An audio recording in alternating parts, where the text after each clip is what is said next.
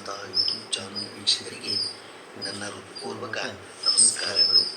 ಸುಭಾಷಿತ: ಏನನ್ನು ಕಳೆದುಕೊಳ್ಳದೆ ನೀವು ಗೆದ್ದರೆ ಖುಷಿಯಾಗುತ್ತೆ, ಆದರೆ ಭಾರೀ ಪೈಪೋಟಿ ನಡೆಸಿ ಹಲವು ತ್ಯಾಗಗಳನ್ನು ಮಾಡಿ ಲಭಿಸುವ ಗೆಲುವು ಜೀವನದುದ್ದಕ್ಕೂ ನೆನಪಾಗುತ್ತದೆ.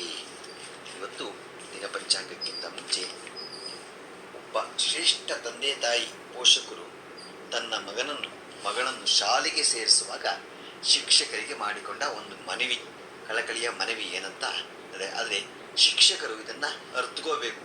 ಯಾವುದೇ ಶಿಕ್ಷಕರು ಎಲ್ಲ ಪ್ರೈವೇಟ್ ಶಾಲೆ ಆಗಲಿ ಗೌರ್ಮೆಂಟ್ ಶಾಲೆ ಆಗಲಿ ಈಗ ಏನು ಮಾಡ್ತಾ ಇದ್ದಾರೆ, ನನ್ನ ಮಗ ನನ್ನ ಮಗಳು ಇಷ್ಟು ನಂಬರ್ ತೆಗೆದುಕೋಬೇಕು, ಇಷ್ಟು ಇದು ಮಾಡಿಬಿಡ್ಬೇಕು ಅಂತ ಒಳ್ಳೆಯದಂತೂ ಹೇಳ್ಕೊಡ್ತಾ ಇಲ್ಲ. ಪುಸ್ತಕದ ಬದನೆಕಾಯಿ ತುಂಬ್ತಾ ಇರೋದು, ಮಾರ್ಕ್ಸ್ ತೆಗಿತಾ ಇರೋದು, ಹಾಗೆ ಮಾಡ್ತಾ ಇದ್ದಾರೆ. ಆದರೆ ಅದನ್ನು ಬಿಟ್ಟು ಇದನ್ನು ಒಂದು ಕಳಕಳಿಯ ಮನವಿಯನ್ನು ಸ್ವೀಕರಿಸಿ ಈ ಥರ ಮಾಡಬೇಕು ಅಂತ ಶಿಕ್ಷಕರಲ್ಲಿ ಒಂದು ಮನವಿ. ಆತ್ಮೀಯ ಶಿಕ್ಷಕ ಬಂಧುಗಳೇ, ಇದು ನನ್ನೊಂದಿಗೆ ಹುಟ್ಟಿಕೊಂಡ ಕನಸುಗಳನ್ನು ನಿಮ್ಮೊಂದಿಗೆ ಹಂಚಿಕೊಳ್ಳುವ ಪ್ರಯತ್ನವಷ್ಟೇ. ದಯವಿಟ್ಟು ನನ್ನ ಮಗನಿಗೆ ಅಂಕಗಳು ಹುಚ್ಚು ಹಿಡಿಸಬೇಡಿ. ಒಂದು ಉನ್ನತ ಹುದ್ದೆ ಹಿಡಿಯುವುದಕ್ಕಾಗಿ ನೀನು ಓದಲಿಕ್ಕೆ ಬಂದಿದ್ದೀಯಾ ಎಂದು ದಯವಿಟ್ಟು ಹೇಳಿಕೊಡಬೇಡಿ. ಕೆಲಸ ಯಾವುದೇ ಇರಲಿ ಅದನ್ನು ಪ್ರಾಮಾಣಿಕವಾಗಿ ಖುಷಿಯಿಂದ ಹೆಮ್ಮೆಯಿಂದ ನಿಷ್ಠೆಯಿಂದ ಮಾಡುವುದೇ ಶ್ರೇಷ್ಠ ಎಂಬುದನ್ನು ಹೇಳಿಕೊಡಿ. ಅವನಿಗೆ ಉತ್ತಮ ಪುಸ್ತಕಗಳು ಹುಚ್ಚು ಹಿಡಿಯುವಂತೆ ಮಾಡಿ. ಶಾಲೆಯ ಪುಸ್ತಕಗಳಷ್ಟೇ ನಮ್ಮ ಮಿತಿ ಎಂಬ ಭ್ರಮೆ ಹುಟ್ಟಿಸಬೇಡಿ. ಭಯದಲ್ಲಿ ನಡುಗುವ ಬದಲು ಖುಷಿಯಿಂದ ಶಿಸ್ತಿಗೆ ಒಡ್ಡಿಕೊಳ್ಳುವುದನ್ನು ಹೇಳಿಕೊಡಿ.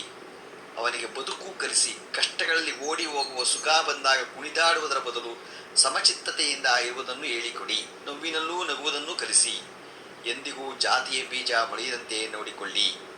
ಸಾಧ್ಯವಾದರೆ ಅವನಿಗೆ ಪ್ರಕೃತಿಯಲ್ಲಿ ಕಳೆದು ಹೋಗುವುದನ್ನು ಹೇಳಿಕೊಡಿ.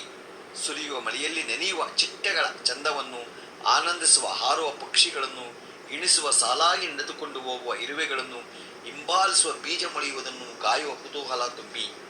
ಗಿಡ ನೆಡಲು ಪಣ ತೊಡುವ ಮನಸ್ಸು ಬರುವಂತೆ ಮಾಡಿ. ಬದುಕಿನಲ್ಲಿ ಮೋಸ ಮಾಡಿ ಗೆಲ್ಲುವುದಕ್ಕಿಂತ ಪ್ರಾಮಾಣಿಕವಾಗಿ ಸೋಲುವುದನ್ನು ಕಲಿಸಿ. ಅನ್ಯಾಯ ಮಾಡಿ ಗಳಿಸುವುದಕ್ಕಿಂತ, ಒಬ್ಬರಿಗೆ ನೋವು ಮಾಡಿ ಪಡೆಯುವುದಕ್ಕಿಂತ ಪ್ರಾಮಾಣಿಕತೆಯಿಂದ ಸಾಧಿಸಲು ತಿಳಿಸಿ. ಜೀವನ ತುಂಬ ಸುಂದರವಾಗಿದೆ ಎಂಬುದನ್ನು ಹೇಳಿಕೊಡಿ. ಪ್ರತಿ ಕ್ಷಣದಲ್ಲೂ ಖುಷಿ ಇದೆ ಎಂಬುದನ್ನು ಅವನು ತಿಳಿಯಲಿ. ಹೆಣ್ಣನ್ನು ಗೌರವಿಸುವ ದೀನ ದುರ್ಬಲರನ್ನು, ವಯೋವೃದ್ಧರನ್ನು ನೋಡಿ ಮರುವ ಗುಣ ಕಲಿಸಿ. ಕಷ್ಟದಲ್ಲಿ ನೋವಿಲ್ಲಿರುವವರು ಸಹಾಯಕ್ಕೆ ಧಾವಿಸುವ ಛಲ ಬರುವಂತೆ ಮಾಡಿ. ಮೇಲಾದರೂ ಪರವಾಗಿಲ್ಲ, ಬದುಕಿನಲ್ಲಿ ಖುಷಿಯಾಗಿ ದುಡಿದು ಜೀವಿಸುವುದನ್ನು ಕಲಿಸಿ.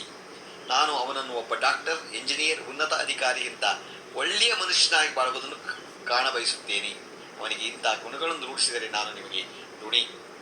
ಧನ್ಯವಾದಗಳು ಅಂತ ಅವರು ತಿಳಿಸಿದ್ದಾರೆ. ಇದನ್ನು ಶಿಕ್ಷಕರು ಅರ್ಥಕೋಬೇಕು. ಯಾವಾಗಲೂ ನಾವು ಒಳ್ಳೆ ಬುದ್ಧಿ ಹೇಳ್ಕೊಡಿ, ಗೊತ್ತಾಯ್ತಾ? ನಾವು ಒಂದು ಪ್ರಾಮಾಣಿಕವಾದ ಒಳ್ಳೊಳ್ಳೆಯ ಒಂದು ಕಥೆಗಳನ್ನ ಹಿಂದೆ ಹೇಳ್ತಾ ಇದ್ರು. ಆ ಕಥೆಗಳು ಇಲ್ಲ, ಏನಿಲ್ಲ. ಪುಸ್ತಕದ ಬದನೆಕಾಯಿ ಅಂತ ಯಾವಾಗಲೂ ನಾವು ಪುಸ್ತಕ ಅದು ಓದಿ ಇದು ಓದಿ ಅದು ಓದಿ ಅಂತ ಪುಸ್ತಕ ಓದ್ತಿರೋದು, ಗಟ್ಟು ಮಾಡಿಸ್ತಾ ಇರೋದು, ಪರೀಕ್ಷೆನಲ್ಲಿ 90 ತೆಗೆದೆ, ನಾನು 98 ತೆಗೆದೆ, 100 ತೆಗೆದೆ ಅಂತ ಹೇಳ್ತಿರೋದು. ಅದು ಬೇಡ, ಗೊತ್ತಾಯ್ತಾ? ಒಳ್ಳೆ ಮನುಷ್ಯನಾಗಿ ಮಾಡಿ. ಏನಾಗ್ತಾ ಇದೆ, ತಂದೆ ತಾಯಿಗಳನ್ನೇ ನೋಡ್ಕೊತಾ ಇಲ್ಲ. ವಯಸ್ಸಾದ ಮೇಲೆ ಒಂದು ಅನಾಥಾಶ್ರಮಕ್ಕೆ ಬಿಡ್ತಾ ಇದ್ದಾರೆ. ಆ ವಿದ್ಯೆ ನಾವು ಕೊಡ್ತಾ ಇರೋದು ಇವಾಗ. ಆ ತಂದೆ ತಾಯಿಗಳಿಗೆ ಬೆಲೆ ಕೊಡಬೇಕು, ಹಿರಿಯರಿಗೆ ಗೌರವ ಕೊಡಬೇಕು, ಅವ್ರನ್ನ ನೋಡ್ಕೋಬೇಕು, ನಮ್ಮ ಒಂದು ಒಳ್ಳೆಯ ಒಂದು ಬಾಳ್ಬೇಕು, ನಾವು ಬಾಳ್ಬೇಕು, ಬಾಳಿಸ್ಬೇಕು. ಮದುವೆ ಆದವ್ರನ್ನ ಒಂದು ಒಳ್ಳೆಯ ರೀತಿ ನೋಡ್ಕೋಬೇಕು ಮತ್ತು ತಂದೆ ತಾಯಿಗಳನ್ನ ನೋಡ್ಕೋಬೇಕು ಅನ್ನೋದನ್ನ ಕಲಿಸಿ ಅಂತ ಹೇಳ್ಕೊತೀನಿ. ಇವತ್ತು ನಾವು ದಿನ ಪಂಚಾಂಗವನ್ನು ತಿಳ್ಕೊಳ್ಳೋಣ. ದಿನಾಂಕ 9/5/2024 ಗುರುವಾರ, ಶ್ರೀ ಕ್ರೋಧಿ ನಾಮ ಸಂವತ್ಸರ, ಉತ್ತರಾಯಣ, ವಸಂತ ಋತು, ವೈಶಾಖ ಮಾಸ, ಶುಕ್ಲಪಕ್ಷ, ತಿಥಿ ಪಾಡ್ಯ, ಬೆಳಿಗ್ಗೆ 6:55, ನಂತರ ಬಿದಿಗೆ ಉಪರಿ, ನಕ್ಷತ್ರ ಕೃತಿಕ, ಹಗಲು 12:54.